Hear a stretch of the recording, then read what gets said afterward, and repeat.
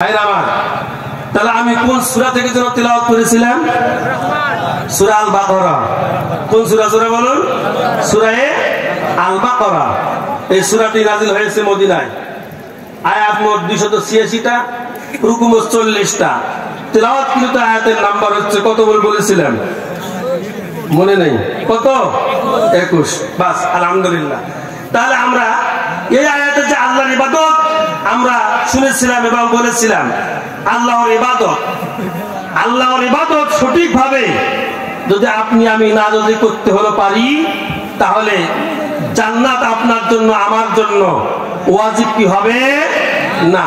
ইবাদত সুন্দরভাবে যদি আপনি এবং আমি যদি হলো করি, তাহলে আল্লাহ পাক আপনাকে আমাকে সকলকে সবাইকে জান্নাতুল ফিরদাউস, উঁচু জান্নাত যেটা, সর্বশ্রেষ্ঠ জান্নাত যেটা, ওই জান্নাতুল ফিরদাউস আল্লাহ পাক আপনাকে আমাকে দান করে দিবেন। সুবহানাল্লাহ জোরে বলুন।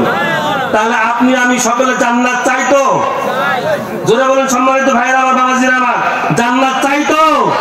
যদি জান্নাত পেতে চাই, যদি জান্নাতের সুগন্ধি পেতে চাই, যদি জান্নাতের মেহমান যদি হতে চাই, তাহলে জোরে বলুন, এই দুনিয়া এই পৃথিবীতে শুধুমাত্র কেবলমাত্র একমাত্র গোলামি হবে কার? জোরে বলুন, গোলামি হবে কার? এই যে আমরা যে আল্লাহর গোলাম, বলতে লজ্জা হচ্ছে কি শরম হচ্ছে? ভয় হচ্ছে? তাহলে আমরা গোলাম যে আল্লাহ, এটা শুধু মুখে মুখে বললে হবে না, এটা অন্তর দিয়ে প্রমাণ করতে হবে। মালিক তুমি হচ্ছে খালিক, আমি হচ্ছি মাখলুক, তুমি আমার রব, ইবাদত তোমার, আমি তোমার দাস, তোমার দাস হয়ে তোমার গোলাম হয়ে আমি স্বীকৃতি দিচ্ছি, আমি নিশ্চয় নিশ্চয় নিশ্চয় আমি তোমার বান্দা, আমি তোমার গোলাম। এই গোলামিয়াতকে তুমি আমার কবুল করে নিয়ে তোমার কাছে প্রত্যাশা এবং তোমার কাছে দাবি, আল্লাহ তুমি আমাকে জাহান্নামে ফেলিও না, আল্লাহ তুমি আমাকে জান্নাতে ফেলিও। সুবহানাল্লাহ জোরে বলুন ভাইরা আমার। তাহলে যেহেতু আমরা গোলাম আল্লাহ, জোরে বলুন, আমরা গোলাম কার? যদি আমরা আল্লাহর গোলাম, তাহলে ইবাদত হবে কার? জোরে বলুন। এই কারণেই আল্লাহ রাব্বুল আলামিন সুন্দর করে জানাইয়া দিলেন, গোলামেরা তোমরা শোনো, ইয়া আইয়ুহান নাসু উবুদু রাব্বাকুমুল্লাযী খালাকাকুম ওয়াল্লাযীনা মিন ক্বাবলিকুম লাআল্লাকুম তাত্তাকুন। জোরে বলুন আল্লাহু আকবার। আল্লাহ রাব্বুল আলামিন বলেন, ইয়া আইয়ুহান নাস, হে মানব গোষ্ঠী, হে মানব জাতি, হে মানুষেরা, তোমরা ইবাদত করবে একমাত্র আমার। আর আমার ইবাদত করার জন্য, দাসত্ব করার জন্য, আমাকে খুশি করার জন্য, আমাকে সৃষ্টিকর্তা মানার জন্য আমি আল্লাহ তোমাকে সৃষ্টি করেছি। সিল্লিয়া বলেন সুবহানাল্লাহ।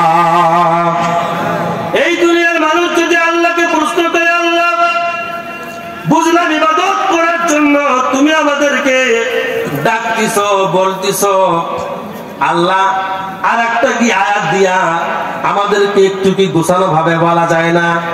আল্লাহ বলেন, শোনো গোলাম, আরেকটা আয়াত কারিমা নাযিল করে জানাইয়া দিলাম, ওয়ামা খালাকুতুল জিন্না ওয়াল ইনসা ইল্লা লিয়াবুদুন।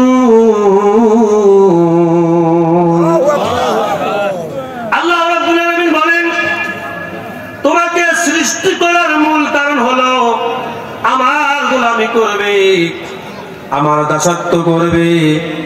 আলা লাহুল খালকু ওয়াল আমর। গোলামদের শোনো, এই জমিন আমার, আইনটা কিন্তু চলবে আমার। কথা বলেন না? জমিন কার? আসমান কার? গোলাম শোনো, যেহেতু জমিন আমার, আইন চলবে আমার, নামাজ আমার হুকুমে চলবে, রোজা আমার হুকুমে চলবে, যাকাত আমার হুকুমে চলবে। আপনারা আমরা যদি একবার আন্দোলন করি, রমজান মাসে রোজা না রেখে রবিউল আউয়াল মাসে আমরা 30টা রোজা করব, মানবেন নাকি? কথা বলেন না, মানবেন? কেন মানবেন না? রবিউল আউয়াল কি রমজান বলা যায়? যাবে না, রমজানুল মুবারককে রবিউল আউয়াল বলা যাবে না। আল্লাহর নির্দিষ্ট একটা টাইম আছে, ওই টাইম অনুযায়ী রমজান আসলে আমরা রমজানের ফজিলত পাবো, আমরা মাগফিরাত পাবো, আমরা নাজাত পাবো। তাহলে রবিউল আউয়াল যেহেতু আল্লাহর হুকুমে নয়, আমরা ওই জন্য রমজানকে রবিউল আউয়াল মানবো না, আর রবিউল আউয়ালকে আমরা রমজান মানবো না। কথা বলেন ঠিক না বা ঠিক? ভাইরা আমার, বাবাজিরা আমার, এবার কাল লাগেন দুইটা পয়েন্ট আমি আপনাদের সামনে নিয়ে এসেছিলাম, নানা এবং নাতি। আমার ভাইরা, আর একটা পয়েন্ট বলেছিলাম, এই জমিনে এত কোরআন তিলাওয়াত হচ্ছে, চালু হচ্ছে, পাপের দরজা কেন বন্ধ হচ্ছে না? কি শুনবো না? শুনবো না?